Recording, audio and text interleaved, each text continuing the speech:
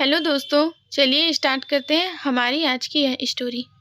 मेरे भाभी के सुंदर होने से मैं जलने लगी। मेरा नाम प्रिया है। मैं बहुत खुश थी कि मेरी शादी रवि से होने वाली है। शादी घर वालों की मर्जी से ही तय हुई है। मेरे भैया की शादी अभी 1 साल पहले ही हुई है। मेरी भाभी का नाम रचना है। मेरी भाभी बहुत सुंदर है, साथ ही बहुत हंसमुख है। हंसना और बातें करना उन्हें पसंद है। जब से भाभी घर आई है, घर में एक अलग ही माहौल रहता है। मेरी भाभी से मेरी अच्छी बनती है, लेकिन एक बात की वजह से मुझे नहीं पता था कि मेरी सोच इतनी बदल जाएगी। एक दिन रवि जब घर आया था, तब मैं, भाभी और रवि साथ में एक कमरे में थे। हम लोग बैठे ऐसे ही बातें कर रहे थे। जैसे ही मैंने पहले ही बताया कि मेरी भाभी बहुत बातें और मजाक करती हैं। ऐसे ही बातों बातों में उन्होंने रवि से कह दिया कि आपने भी क्या देखकर इसे पसंद कर लिया। आपका दिमाग तो सही है, अभी भी मौका है, आप बच सकते हो। शादी अभी हुई नहीं है। इतना भी होता तो शायद मैं बर्दाश्त कर लेती, लेकिन उसके बाद जो रवि ने कहा, उससे मुझे ज़्यादा बुरा लगा। रवि ने कहा कि क्या करूं भाभी, आपके जैसी सुंदर तो मुझे शायद मिलेगी नहीं, तो अब जो मिली है उसी से कर लेता हूँ। बात मजाक में ही हो रही थी, लेकिन मुझे वो बात दिल पर लग गई। उस समय मैंने भी बात हंसी में टाल दी, लेकिन मुझे अब वो बात सोने नहीं दे रही थी। मैं पता नहीं क्या क्या सोचने लगी थी। मैं अपने आप को भाभी के साथ कंपेयर करने लगी थी। मुझे उनसे और उनके सुंदर होने से जलन होने लगी थी। एक छोटी सी बात मेरे अंदर यह बदलाव ला सकती है, मैंने सोचा नहीं था। मैं उस बात का जवाब देना चाहती थी। मैं कुछ भी सोचने लगी थी। मैं सोच रही थी कि कैसे उन्हें भी मैं रुलाऊं। शादी की तैयारियों के साथ मेरा दिमाग भी कहीं और भी चलने लगा। एक दिन भाभी शॉपिंग करने मम्मी के साथ बाहर गई थी।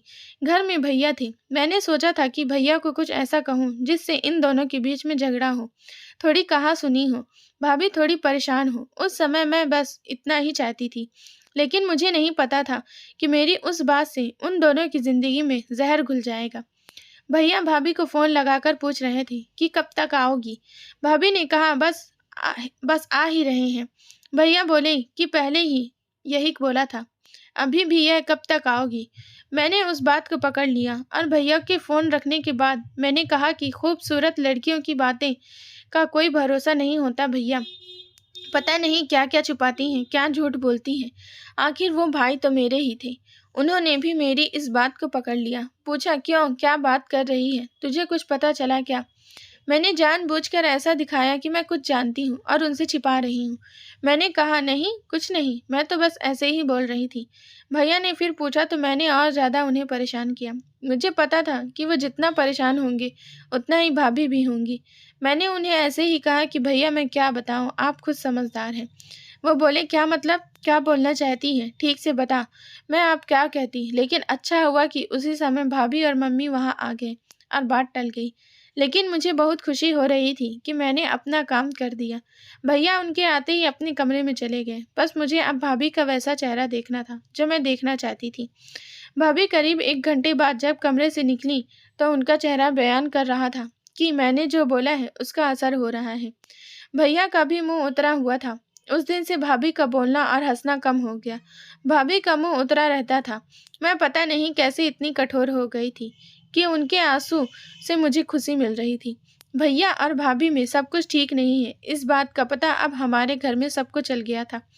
भाभी अब मुझसे भी बात नहीं कर रही थी, लेकिन मुझे बुरा नहीं लग रहा था। एक दिन भैया भाभी से किसी बात पर बिगड़ गए और सबके सामने उन्हें घर से जाने को कहने लगे। मम्मी और पापा ने कहा कि क्या हुआ, क्या बात कर रहा है, ऐसा क्या हुआ, लेकिन वो बोले कुछ नहीं। भाभी को वो बात बहुत बुरी लगी और वो घर से जाने लगी।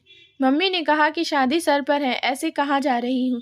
भैया बोले, उसे जाना है तो जाने दो। भाभी मेरी तरफ देख रही थी, लेकिन मुझे ना बुरा लग रहा था, ना मैंने उन्हें रोका। भाभी अपने घर चली गई। शादी में सिर्फ 10 दिन बाकी थे और भाभी घर से चली गई। घर में मम्मी, भैया और पापा को देखकर अब मुझे थोड़ा बुरा लगने लगा था, पर मैं अब कुछ नहीं कर सकती थी क्योंकि बात बहुत आगे निकल गई थी। सच बताऊं तो बात इस हद तक चली जाएगी, इसका मुझे भी अंदाजा नहीं था।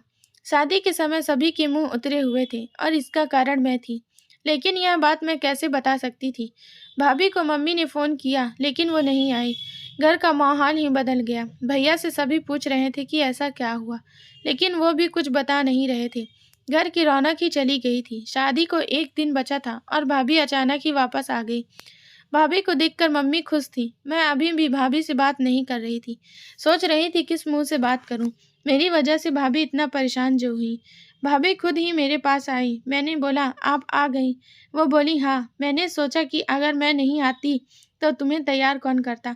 भाभी ने ऐसा कहा तो मैं रोने लगी। भाभी ने कहा कि मुझे तुम्हारे भैया की बातों का इतना बुरा नहीं लगा। ठेस तो मुझे तुमने पहुंचाई है। घर से भी तुम्हारी वजह से ही गई थी। मैंने सोचा था कि तुम मुझे फ़ोन करके बुलाओगी, लेकिन तुमने ऐसा नहीं किया।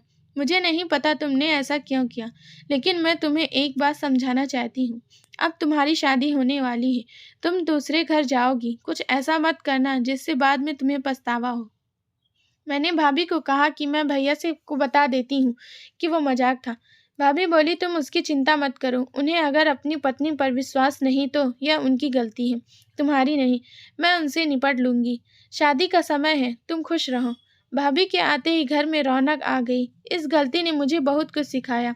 मेरे अंदर की जलन और ईर्ष्या को खत्म कर दिया। मेरे अंदर एक डर पैदा कर दिया कि मैं कहीं गलती से भी किसी के साथ कुछ गलत ना कर दूं। भाभी मेरी जैसी नहीं है, मुझे पता है। वो भैया को भी संभाल लेंगी। मैंने भाभी के साथ इतना कुछ किया, लेकिन उन्होंने अपना फर्ज नहीं भूला, ना ही यह बताया कि यह सब मेरी गलती है।